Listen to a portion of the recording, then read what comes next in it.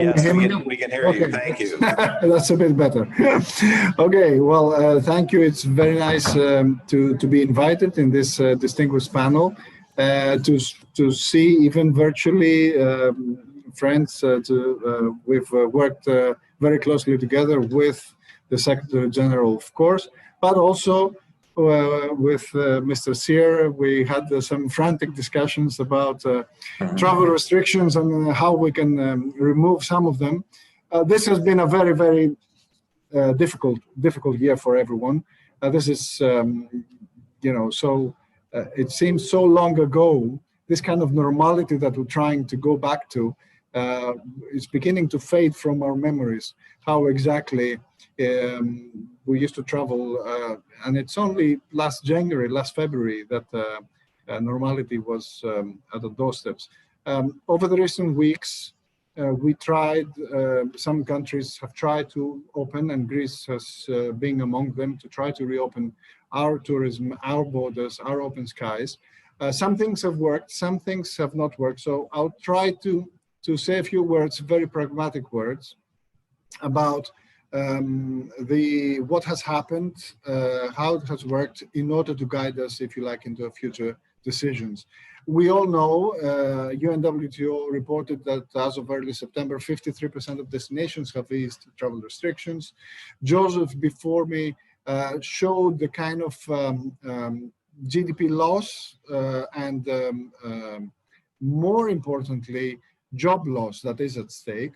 If you notice in this triangle, the kind of difference in the number of jobs that are at stake is huge if you compare the three sectors. Tourism is the sector that creates millions and millions of jobs. 100 million, if I'm not mistaken, was in your slide, that is at stake, and we do not count that in the thousands. This is already 5 times the loss in international tourism receipts as of this crisis compared to the 2009 global economic crisis. So we can imagine the severity, and we can understand the severity of this. Now, countries have tried to do a few things in order to go through this crisis. Of course, the first focus was dealing with the pandemic, supporting the businesses, closing down, going into hibernation mode, and ensuring that both businesses and citizens are safe during this crisis. Now, some countries did that better than others, but more or less, we've gone through that phase. Since summer, at least in Europe, we tried to gradually reopen our skies, and that has led to a few different scenarios. One thing is certain: we tried and failed to coordinate. We tried and failed to come up with common solutions and common rules. If you look at Europe, which is the most coordinated region, because we have Schengen agreements, we have the European Union, we have committees and subcommittees to deal with those things, you will see that other countries have 10 days quarantine, other countries have 14 days quarantine. The criteria is 25 cases per 100,000 of population in the last 14 days, or 20 cases per 100,000 in the last 7 days, or, I mean, every country has its own different. You need different Excel spreadsheets to look at the travel restrictions. So that's something that did not work. What worked much better is the health protocols in the tourism industry. The tourism industry, by and large, created rules with the help of the health experts and stuck to those rules and kept, whether it was the cleaning protocols, the no touchless protocols, the masks and other protective gear for the personnel, we by and large stuck to it. I'll give you, if you like, our experience. In our experience, we did many thousands of tests on employees of hotels, and we only found very, very few cases, less than 5 cases of active virus. So that meant that by and large, we did not have issues. This was not exactly the same with the nightlife industry. The nightlife industry was much more difficult to control, and so that did not necessarily work the same way that we saw it working in the tourism industry. What also worked correctly, at least in our case, we put an innovative artificial intelligence system in our border control. So because there is not availability of PCR testing to test everyone, and we wanted to ensure that we open our borders, we directed about half our testing capacity to the borders, but still, even that was about enough to cover about 10 to 15% of the people coming in. So our AI system, with the targeting that we put in place, managed to increase our ability to test about 2.5 times. So that was as if we were testing 30 to 35% of the people coming in. So we're very proud of that, and we're happy to share, as we do with many countries, our experience in that case. This has been at the forefront of what can be done as far as the traveling and the testing and the border control is concerned. So this, if you like, is the experience that we have had up to now. This has led to a very, very difficult, as I said, touristic year. Some countries saw 20% of revenues, 25%, 30%, but certainly a very, very small percentage of 2019, which has led to the energy needs that you mentioned being very low, et cetera, et cetera. Now, we need to now look into the future. We need to take the problems that we saw and see how we can take it one step further. And I will conclude with that, giving, if you like, my views about what the way forward is if we are to turn the corner of this crisis.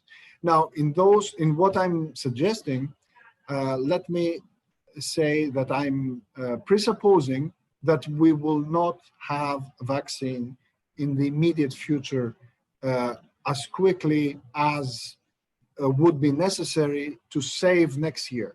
I'm not sure about the year after that, but at least for 2021, I think that should be the working assumption. The working assumption is that the vaccine will be operable and will make a difference sometime in the year, but it will not be soon enough to save the year in its entirety.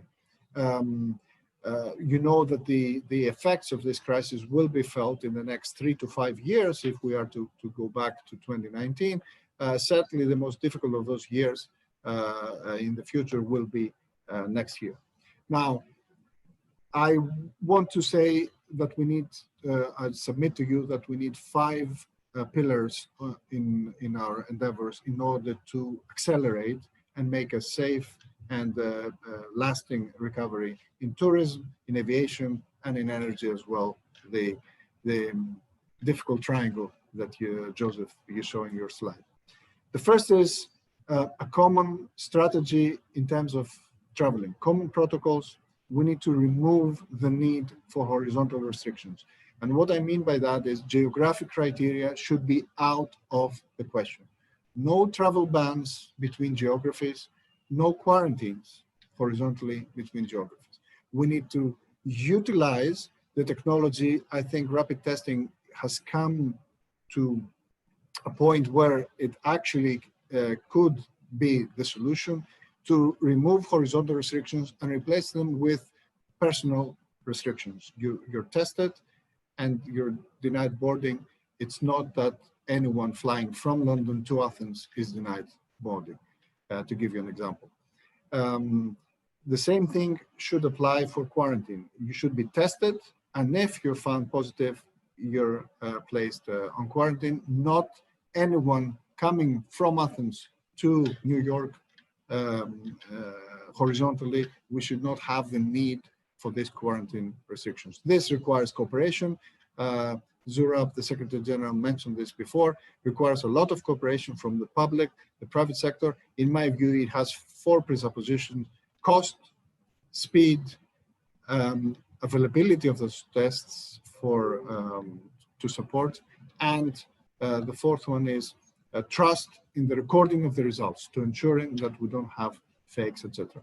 If those things are in place, and I think airports, ports, and train stations, as well as land borders, are the points where this cooperation needs to happen.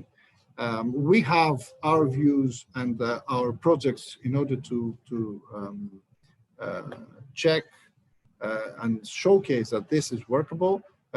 We welcome in this discussion anyone from the aviation and the airport industry to discuss this, and I will submit a concrete proposal in the crisis committee that Zurab mentioned before, so that we can set up immediately a working group between the relevant bodies. The second is we need to stimulate demand. Governments need to look into tourism and see how they can stimulate demand. They tend to do that internally. So for internal tourism, we need to perhaps, if we can agree to go out of our borders, stimulate demand on a European level, et cetera, on a higher level. Well, we will certainly try to do that on a government by government level. The third one is governments need to all support with fast track procedures or whatever it needs, the research in order to get this vaccine. We need to get this vaccine fast. So this is not about aviation, this is not about tourism, but unless we have it quickly, we cannot have it soon enough. So we need to support, of course, keeping safety in mind, but we need to fast track and support any procedures that are required in order to find the ultimate solution to this problem. The fourth suggestion is to support the industry. The industry is going through very difficult time. We've done that for this period. We need to go through, at least in the Northern Hemisphere, a difficult winter. We need to support the industry through these difficult times, because when the good times come, the companies will need to be there in order to be able to operate during the good times. And finally, we need to accelerate the process of strategic realignment of the industry. We saw trends.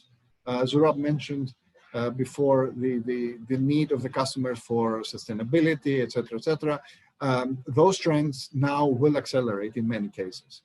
So the virtual, the sustainable, the kind of tourism, perhaps slow tourism products, other products will need to be there in order to ensure that the customer of the future will make the decision to actually go take the trip and go on vacation. We're lucky in one sense, I mean the tourism industry, that it's a product that cannot be transferred to the virtual world. You need to relax on the beach. It's a different thing having a picture of a beach and a different thing being there. So at least we're shielded from that respect. But I'm afraid the aviation industry has also other forms of travel, like business travel. We would be hugging each other in Saudi Arabia were it not for this crisis. So the risks are there in other forms of travel, the risks are there in other industries, or if you like, in a subsector of tourism, which is the kind of business tourism. But tourism will be there in the day after as well. I can assure you of that. Thank you very much. Thanks very much, Minister. Great points. Hopefully it'll stir some questions.